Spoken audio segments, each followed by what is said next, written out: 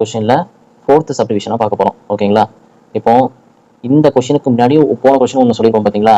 அதே மாதிரி இருக்கா, அதே ஃபார்மேட்ல cos x minus sin x என்ன அந்த இடத்துல வந்து cos x divided by 2 minus sin x divided by 2 கொடுத்துருப்பான். அதேமாதிரி இன்னைக்கு x divided by 2 x divided by 2 அந்த cos x divided by 2 sin x divided by 2 அது டினாமினேட்டர் இருந்திருக்கும். அதுதான் விஷயமா இருந்திருக்கும்.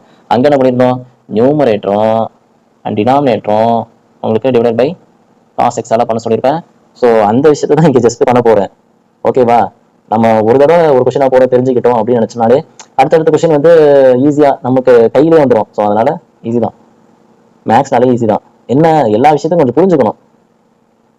எல்லாத்துக்கும் ஒவ்வொரு அப்ரோச் இருக்கும். அந்த அப்ரோச்சை புரிஞ்சுக்கிட்டாலே எல்லாமே ஈஸியாக தான் இருக்கும். ப்ராக்டிஸ் தான் எல்லாமே. ஓகேங்களா? சரி, ஸோ இது படிச்சல வந்து tan எக்ஸ்ன்னு கிடைக்கும். ஓகேவா? இப்போ tan எக்ஸ் கிடைக்கும். இதை நியூமரேட்டர் வந்து பாசிட்டிவ் வந்து டினாமினேட்டர் வந்து நெகட்டிவ் வந்துச்சு. என்ன ஃபார்முலாவை அப்படியே மாற்றி போட போகிறோம். a மைனஸ் பிஏ அவ்வளோதான். இதுக்கு பார்த்தேன்னா tan a minus tan ba divided by 1 plus tan a and tan b அவ்வளோதான் முடிஞ்சிச்சு. இதை நம்ம கூட சப்ஸ்டிட் பண்ணாலே முடிஞ்சு போச்சு. ஓகேங்களா? இப்போ tan 1க்கு பதிலாக நம்ம என்ன பண்ண போகிறோம், tan 5/4. இப்போ tan 1/4னா அப்போ tan இன்வர்ஸ் ஆஃப் எப்படி போடுச்சா நமக்கு இங்கே 1 போடும்போது அந்த 1 = 5/4ன்னு எழுதுவோம். ஸோ அதனால நான் ஸ்ட்ரைட்டாகவே ஆன்சர் எழுதுகிறேன். ஏவோட வேல்யூ வந்து 5/4 மைனஸ் எக்ஸ். ஓகேங்களா? இதுதான் உங்களோட வேல்யூவாக இருக்க போகுது. அதுக்கப்புறமா tan இன்வர்ஸும் நம்ம கேன்சல் பண்ணிடுவோமா? tan இன்வர்ஸை கேன்சல் பண்ணிட்டுனா இவங்க கேன்சல் பண்ணோன்னா 5/4 மைனஸ் எக்ஸ்ன்னு கிடச்சிருக்கும். ஓகேங்களா?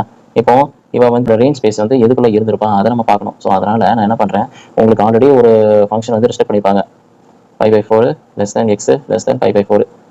ஸோ இந்த டொமைனுக்கான ரேஞ்ச் பார்ட் வந்து உங்களுக்கு 5/4 மைனஸ் எக்ஸ்ன்னு கிடச்சிருக்கு. சரிங்களா?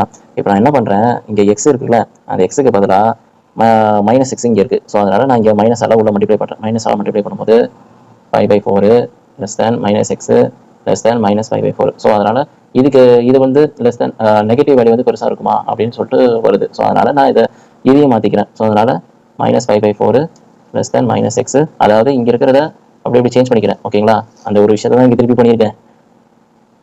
தென் அதுக்கப்புறமா என்ன பண்ணுறேன், இங்கே வந்து 5/4 வந்து இங்கே இருக்குது. ஸோ அதனால் 5/4 வந்து ப்ளஸ் பண்ணிக்கிறேன். 5/4 ப்ளஸ் பண்ணிக்கிறதுனால இங்கே எழுதுறேன். ஓகேங்களா? So 0 is less than 5/4 minus X less than.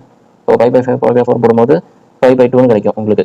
ஓகேங்களா? அதை சம் பண்ணும்போது 2π/4ன்னு கிடைக்கும். அதனால 5/2ன்னு கிடைச்சிருக்கும். ஓகேங்களா? உங்களோட இன்ட்ரோ எதில் லை ஆகுது, இந்த ஒரு இன்ட்ரோவில் தான் லை ஆகுது. ஓகேங்களா? இந்த வீடியோ உங்களுக்கு பிடிச்சிருக்கு, நான் புதுசாக 4 விஷயத்தை கற்றுக்கிட்டேன், சில புது கொஸ்டின்ஸை நான் வந்து அப்ரோச் பண்ண தெரிஞ்சுக்கிட்டேன் அப்படின்னு உங்களுக்கு தோணுச்சுன்னா எனக்கு லைக் பண்ணுங்கள், மறக்காமல் சப்ஸ்கிரைப் பண்ணுங்கள். இந்த மாதிரி புது விஷயத்தை கற்றுக்கிறோம் அப்படின்னு நினைக்கிறீங்கன்னா சப்ஸ்கிரைப் பண்ணிக்கோங்க. மறக்காமல் உங்கள் ஃப்ரெண்ட்ஸுக்கு ஷேர் பண்ணுங்கள், யூஸ்ஃபுல்லாக இருக்கும். தேங்க்யூ ஃபார் வாட்சிங்.